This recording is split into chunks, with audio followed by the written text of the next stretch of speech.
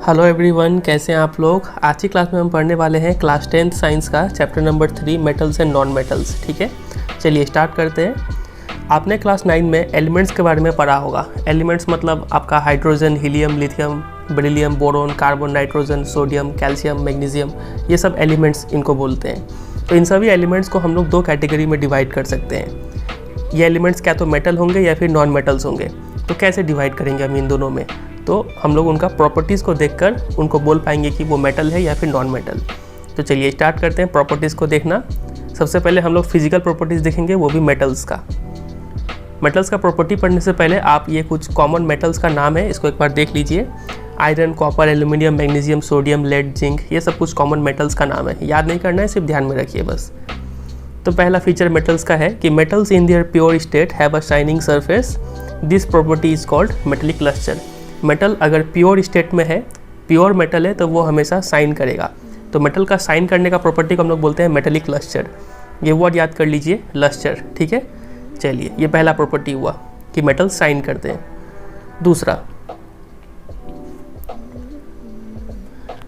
दूसरा प्रॉपर्टी है metals are generally hard. The hardness varies from metal to metal. Metal अगर आप touch करेंगे तो आपको लगेगा कि वो हार्ड है, और मेटल टू मेटल वेरी करता है कि कौन कितना हार्ड है। ठीक है, कुछ थोड़ा कम हार्ड होंगे, कुछ ज़्यादा हार्ड होंगे। ये हुआ दूसरा। तीसरा प्रॉपर्टी पे मूव करते हैं। Some metals can be beaten into thin sheet. This property is called malleability. अगर आप किसी मेटल को लेंगे और उस पर हैमर से, हथौड़ा से पीटना शुरू कर देंगे, तो वो मेटल पचक पचक के एक चादर जैसा बन जाएगा। ठीक है, तो इस मेटल का पचकने का प्रॉपर्टी को बोलते हैं मेलिएबिलिटी। तो ये वर्ड याद कर लीजिए, मेलिएबिलिटी। ठीक है, नया वर्ड है आपके लिए।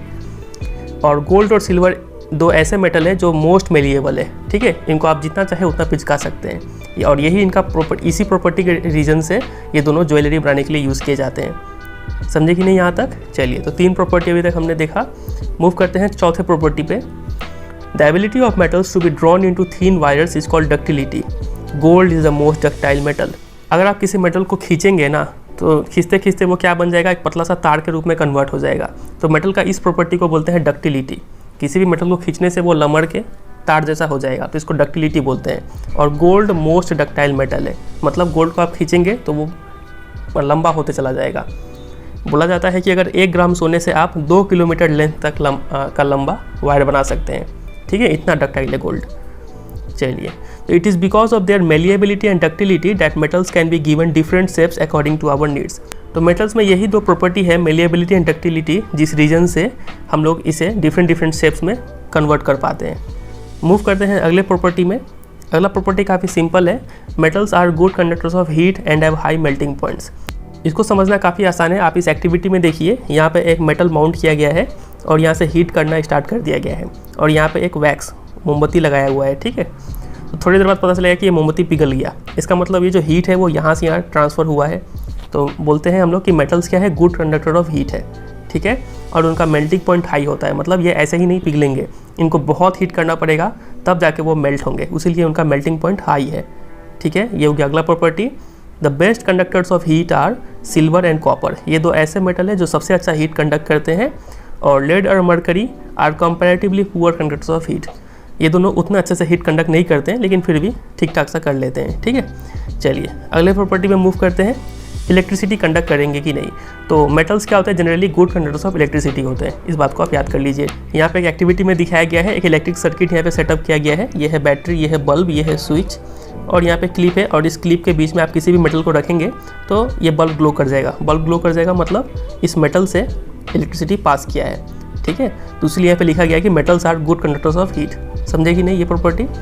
चलिए, और लास्ट प्रॉपर्टी है कि metals that produce a sound on striking a hard surface are said to be sonorous. Generally metals को अगर हम स्ट्राइक करते हैं, किसी चीज़ से मारते हैं, तो टंग सा आवाज़ आता है, तो इस प्रॉपर्टी को बोलते हैं सोनोरस प्रॉपर्टी। ठीक है, चलिए, तो ये हो गया टोटल 7 प्रॉपर्टीज़ मेटल्स का। एक बार रिकैप करें क्या। चलिए एक बार रिकैप कर लेते हैं 7 प्रॉपर्टीज़ को।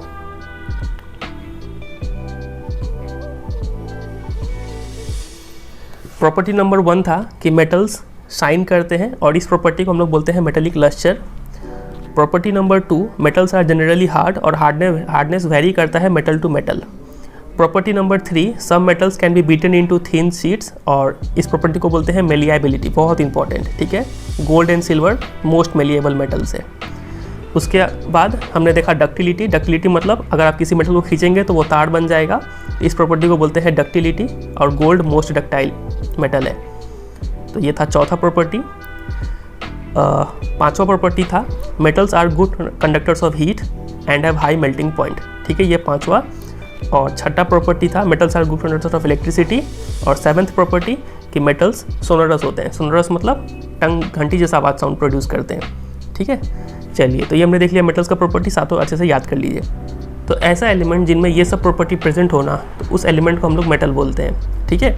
चलिए आगे बढ़ते हैं नॉन मेटल्स पे। तो there are very few non metals as compare to metals. Metals की तुलना में अर्थ पे नॉन मेटल्स थोड़े कम है। Some of the examples of non metals are carbon, sulphur, iodine, oxygen, hydrogen etcetera. ये सब कुछ नॉन मेटल्स के एग्जाम्पल्स हो गए। और non metals are either solid or gases except bromine which is a liquid. तो नॉन मेटल्स जनरली क्या होते हैं, सॉलिड होते हैं या फिर गैस होते हैं, एक को छोड़ के, ब्रोमीन को छोड़ के जो लिक्विड है। वेरी वेरी वेरी इंपॉर्टेंट, इससे क्वेश्चन बनता है। आपसे एग्जाम में पूछ लेंगे कि एक ऐसा नॉन मेटल बताओ जो लिक्विड होता है, तो ब्रोमीन ही एक ऐसा नॉन मेटल है जो लिक्विड होता है, ठीक है। बाकी सभी गैस होते हैं, नहीं तो सॉलिड होते हैं। आगे हमें इस एक्टिविटी में बोला गया है कि आप खुद ही कलेक्ट कीजिए इन सब नॉन मेटल्स को और उनके प्रॉपर्टी को ऑब्जर्व कीजिए। तो अगर हम ऑब्जर्व करेंगे ना, तो देखिए जनरली हमें क्या क्या मिलेगा। बात करें टाइप ऑफ सरफेस पे, तो इनका सरफेस जो होता है वो शाइन नहीं करता है, मतलब बोल सकते हैं कि दे आर नॉन लस्टरस, ठीक है। दूसरा प्रॉपर्टी हार्डनेस का ऊपर बात करें, तो आपको पता है कि नॉन मेटल्स क्या तो सॉलिड होंगे नहीं तो गैस होंगे। तो जो सॉलिड है वो तो हार्ड होंगे but not as hard as metals, ठीक है। और जो गैस होंगे उनका तो हार्डनेस का सवाल ही नहीं उठता है, तो हार्डनेस में लिखेंगे not as hard as metals, ठीक है। बात करें मेलेबिलिटी के ऊपर, तो मेलेबिलिटी का मतलब अभी हमने समझा था कि किसी चीज़ को पीट पीट के चादर की तरह बना देना, ठीक है। तो हम लोग मेटल्स को देखे थे कि मेटल्स मेलिएबल होते हैं, लेकिन नॉन मेटल्स ऐसा नहीं होता है। अगर आप नॉन मेटल्स को किसी चीज़ से पीटेंगे, स्ट्राइक करेंगे, तो वो पीसेस में ब्रेकअप हो जाएगा, ठीक है। तो इस प्रॉपर्टी को बोलते हैं ब्रिटल होना। तो आप इस वर्ड को याद कर लीजिए कि non metals are generally brittle, ठीक है। चलिए बात करते हैं डक्टिलिटी के ऊपर। तो मेटल्स जो होते हैं वो डक्टाइल होते हैं, मतलब उनको खींच खींच के आप तार की तरह बना सकते हैं, लेकिन नॉन मेटल्स में वो लोग नॉन डक्टाइल होते हैं, वहाँ पे खींचने का तो कोई स्कोप ही नहीं है, वो ब्रेक हो जाएगा, ठीक है। चलिए बात करते हैं कंडक्टिविटी का। तो non metals are generally bad conductors of heat and bad conductors of electricity, ये दो बात आप याद कर लीजिए। और अगला प्रॉपर्टी है सोनोरिटी के ऊपर। तो सोनोरिटी मतलब अगर आप इसको स्ट्राइक करेंगे तो बेल जैसा साउंड नहीं मिलेगा, तो वो लोग नॉन सोनोरस होते हैं, ठीक है। तो ये हो गया कुछ फिजिकल प्रॉपर्टीज़। तो अगर आपके एग्जाम में क्वेश्चन आता है कि differentiate between metals and non metals on the basis of their physical properties, तो आप आराम से लिख पाएंगे। सबसे पहला पॉइंट लिखेंगे कि metals are good conductors of heat and electricity और non metals are bad conductors of heat and electricity, ठीक है। दूसरा प्रॉपर्टी मेटल्स आर मेलिएबल, और इसमें लिखेंगे नॉन मेटल्स आर ब्रिटल। और तीसरा प्रॉपर्टी में लिखेंगे मेटल्स आर डक्टाइल और non metals are non ductile. चौथा हो जाएगा दे हैव लस्टर, और उसका चौथा होगा दे आर नॉन लस्टरस। पांचवा हो जाएगा कि metals are solid at room temperature और नॉन मेटल्स सॉलिड या फिर गैस हो सकते हैं at room temperature, except bromine, ठीक है। ब्रोमीन लिक्विड होता है एट रूम टेम्परेचर पे, समझे। तो ये 5 पॉइंट का डिफरेंस आप तैयार कर लीजिएगा between metals and non metals on the basis of physical properties. अब यहाँ पे भी कुछ क्या है एक्सेप्शंस है, मतलब जहाँ पे ये सब नियम फॉलो नहीं होते हैं, तो वो एक्सेप्शंस बहुत इंपॉर्टेंट है, ठीक है। देखते हैं क्या क्या एक्सेप्शंस है। पहला, all metals except mercury exist as solid at room temperature. सभी मेटल्स हमें पता है सॉलिड होते हैं, लेकिन मर्करी को छोड़ के। मर्करी एक ऐसा मेटल है, इकलौता मेटल है जो लिक्विड होता है एट रूम टेम्परेचर पे।